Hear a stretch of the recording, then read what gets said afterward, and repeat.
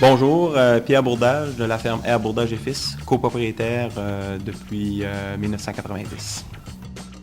On est producteur de fraises, puis la fraise, c'est notre production principale présentement. On la produit. On parle d'à peu près une centaine d'employés qui, bon an mal an, font la cueillette à chaque année. Puis on part de la fraise cueillie au champ, on l'amène dans le processus au kiosque. L'écotage est transféré dans la congélation si on parle de produits comme la tarte ou les coulis ou la confiture. Puis on transforme à l'année. Donc, il faut transférer toutes nos fraises en congélation. Et après ça, ça nous permet de transformer tout au cours de l'année des produits comme la tarte, les confitures, le coulis. Si on parle de produits comme les boissons alcoolisées, on parle du produit frais. Donc, on transforme le produit frais strictement qui va être équeuté, préparé et ensuite rentré dans les cuves à température, à une bonne température et transféré immédiatement dans les cuves pour commencer sa fermentation. Procédé au niveau de la fabrication, je dirais qu'on a différents procédés, mais on a surtout différents produits à l'intérieur de notre poste de transformation. Quand on rentre dans la cuisine, je pense qu'on peut rentrer comme dans une genre de petite fourmilière. Les employés sont affairés à leurs tâches, chacun est à son poste, chacun fait ce qu'il a à faire et on est vraiment, dans le fond, on a une belle équipe de travail.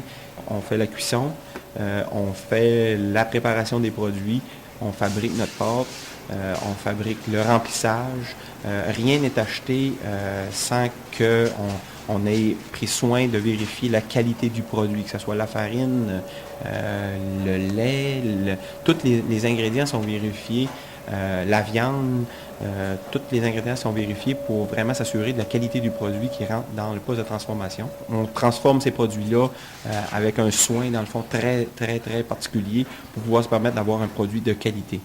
Les gens sont tous formés, dans le fond, au niveau de la salubrité alimentaire. Ils sont formés au niveau des procédés de fabrication aussi. Il faut qu'ils suivent les recettes, ça c'est très important. Ensuite, le secteur de l'emballage, on a comme un poste dans le fond où ce que l'emballage se fait.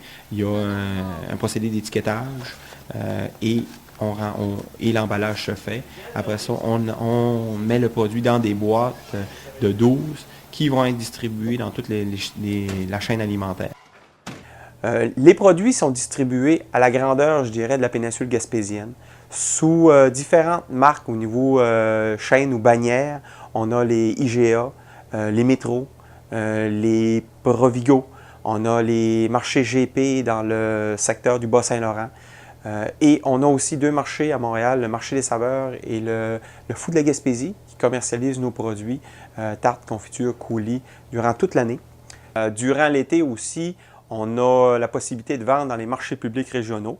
On vend, c'est sûr, à nos kiosques à Saint-Siméon, au kiosque de la Grosse Fraise. On a nos deux kiosques qui sont à Caplan et à Bonaventure.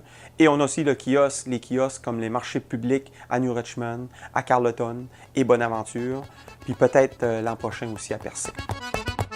La transformation s'est développée au fil des ans aussi. On est arrivé en l'an 2001 avec un projet en tête qui était les boissons alcoolisées.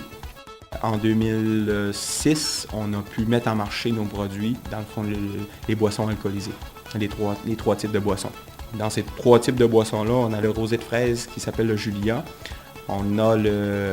C'est un produit à 11% d'alcool.